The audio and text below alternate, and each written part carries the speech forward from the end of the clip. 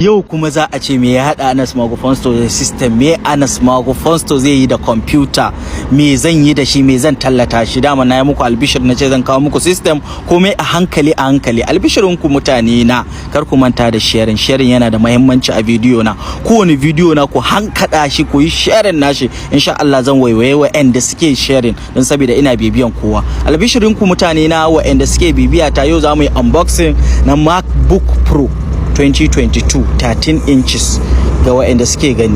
Kun gani very slim, authentic guarantee. Wannan fa ba customize bace, kar ku yi tunanin cewa customize ne ku ce wai nayi customizing the system a fara kaza me haru.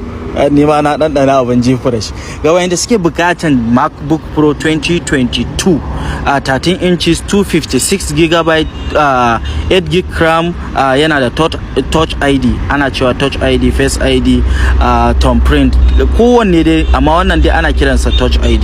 Ga wayanda suke bukata is very slim, authentic guarantee. Bari na samu na nuna muku cikin ta, ku biyo ni.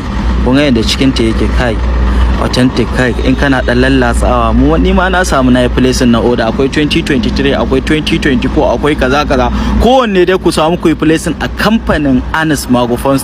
Authentic guarantee akwai su, authentic. Na samu na fara kawo system komai da ruwana. Allah ya sa mata albarka. Mu ci gaba da bibiyata, ku ci gaba da sharing, ku ci gaba da bibiyata. Wata rana za ku samu giveaway daga kamfani na, koda ba ku samu ba kuna yin fatan alheri wasu su samu, koda wasu sun samu kaman kuma kun samu. Ga yanda yake zuwa type C ne da sauransu.